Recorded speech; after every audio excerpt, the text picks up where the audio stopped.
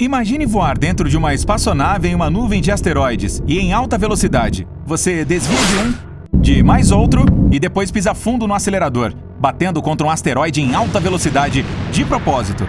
Isso é exatamente o que a NASA planeja fazer em um futuro próximo. A missão inteira começou na base da Força Espacial de Vandenberg, na Califórnia, no dia 24 de novembro deste ano. Agora vamos acompanhar como foi o lançamento passo a passo. O foguete auxiliar Falcon 9 já está na plataforma de lançamento. Ele tem a altura de um prédio de 22 andares ou 11 girafas e consegue levar cerca de 8 toneladas de carga para dentro da órbita. Então daria para transportar um elefante grande para o espaço e a comida dele também. Contagem regressiva. 3, 2, 1, ignição! Há nuvens de fumaça por toda parte e o foguete começa a ganhar altitude. 9 motores estão trabalhando com capacidade máxima para acelerar o foguete. Em seu pico, ele alcança a velocidade 10 vezes maior que a do som. Aí os motores do foguete param e o primeiro estágio dele se desprende para voltar para a Terra. Poucos segundos depois, o segundo estágio recebe o comando de ignição. Isso aciona um único motor, impulsionando o foguete para mais alto, rumo à órbita. Então, a cápsula de carga se abre e libera a espaçonave DART, sigla para Double Asteroid Redirection Test, ou Teste de Redirecionamento de Asteroide Duplo em português. Assim que é lançada, a espaçonave libera 2 painéis solares gigantes, que converterão a energia solar em elétrica, com o objetivo de abastecer um revolucionário motor movido a íons. Os motores convencionais criam propulsão queimando toneladas de combustível e o ejetando para fora. O foguete em si essencialmente empurra os gases emitidos. O motor a íon não queima combustível. Ele usa um forte campo elétrico para acelerar o gás ionizado. Assim como os foguetes convencionais, ejeta esse gás e cria propulsão ao repeli-lo. E, apesar de produzir menos propulsão, consegue acelerar a espaçonave em velocidades mais altas. Os motores do foguete convencional têm um excelente desempenho. Poderíamos pisar fundo, queimando um monte de combustível, enquanto o movido a íon acelera aos poucos. Mas quando o convencional precisar fazer uma parada para reabastecer, a espaçonave a íon irá disparar à frente dele em velocidades insanas. Então, a DART começa sua jornada de anos. Para se ter uma ideia, uma viagem para Marte levaria cerca de 7 meses. Vamos adiantar 1 ano e... Pronto, chegamos!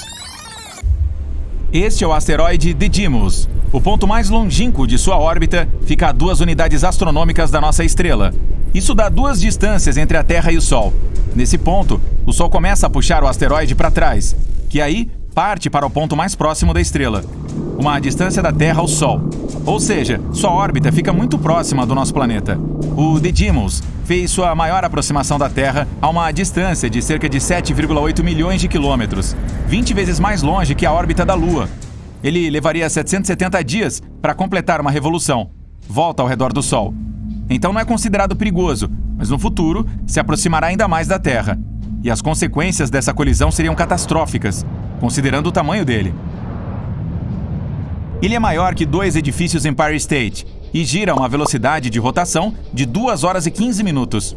Então, possui uma tremenda quantidade de energia. Além disso, tem um amiguinho asteroide. É uma pequena pedra de 160 metros de largura, algo como 12 ônibus escolares juntos ou 10 vagões de trem. Seu período orbital, ou seja, o tempo que leva para fazer um círculo completo ao redor de Didymos, é de cerca de 11,9 horas. A NASA acredita que asteroides de até 25 metros de largura certamente se queimarão totalmente ao entrar em nossa atmosfera, por causa da fricção com o ar. Então, não são perigosos. Os que têm entre 25 metros e pouco menos de 1 quilômetro de tamanho não queimarão completamente. Então, poderiam causar danos severos. Já aqueles com mais de 1 quilômetro de tamanho têm o poder de destruir cidades inteiras e até estados. Sendo assim, podemos considerar o Didymos como muito perigoso. Então vamos testar uma forma de nos defendermos dos asteroides, usando o impacto cinético. É por isso que enviamos a DART para o espaço. A meta é que nossa espaçonave colida neles. Ela já está se movendo em direção a eles, a 6,5 km por segundo. Nessa velocidade, uma viagem de Nova York a Washington levaria menos de 1 minuto. E cruzar os Estados Unidos de costa a costa demoraria cerca de 10 minutos. O DART está chegando perto. 3 segundos para o impacto. 2, 1. Bum! A espaçonave bate contra o asteroide em alta velocidade. O que você acha que vai acontecer? Ele explode e é reduzido a pedaços? Ou é impulsionado para fora do espaço, como se fosse uma bola de sinuca?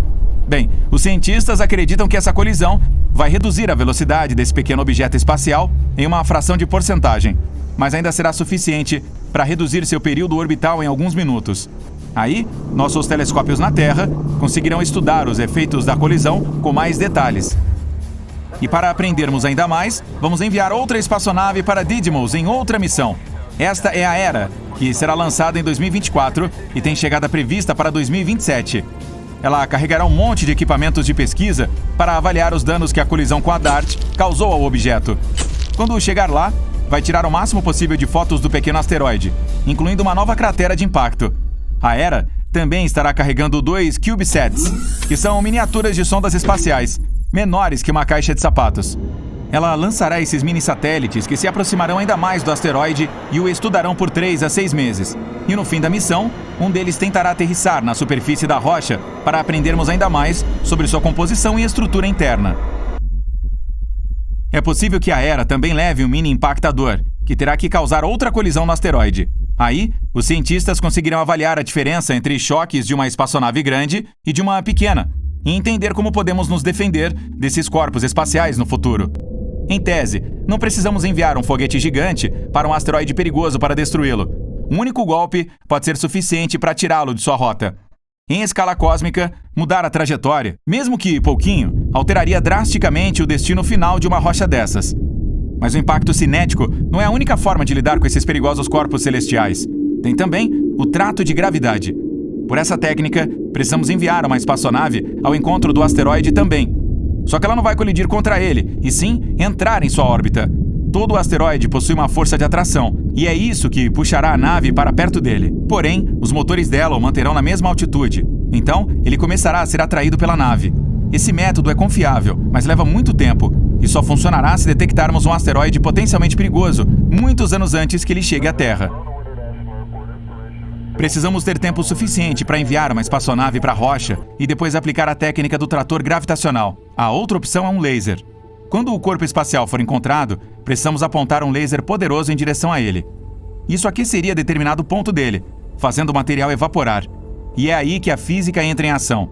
O material do asteroide evaporaria para cima, o que o faria se mover para baixo. O processo é parecido com o dos motores do nosso foguete. O combustível que está sendo queimado é ejetado para um lado e a espaçonave se move para o outro. Também podemos usar energia solar em vez de lasers. Nesse caso, é preciso construir uma grande estação espacial, que seria equipada com um monte de lupas. Você já tentou queimar cartas sobre uma superfície de madeira usando uma lupa? Bem, vamos fazer o mesmo, mas com um asteroide. A estação espacial terá que desviar muitos raios solares para um ponto do corpo celestial. Mais uma vez, o material evapora por causa da alta temperatura, e isso faz a rocha mudar levemente sua trajetória, passando longe do nosso planeta. E que tal o papel alumínio? Isso mesmo, podemos evitar uma colisão usando papel alumínio. Nesse caso, teríamos que embalar o corpo espacial com esse material refletivo. Aí, ele não absorveria nenhum dos raios solares, os refletiria. Isso cria uma pequena pressão sobre a superfície dele. É como se os raios do Sol estivessem empurrando o asteroide, mudando sua trajetória. E a opção não tão óbvia, porém mais confiável, é usar os motores do foguete convencional. Podemos colocar vários motores poderosos no asteroide. Isso criaria propulsão e mudaria a rota dele. E se tivermos motores suficientes, podemos até controlá-lo. Então, quando uma rocha maior surgir no horizonte, podemos ligar os motores e apontar diretamente para ela. Essa colisão pode destruir até uma gigante e pode também ser fonte de um épico show de luzes.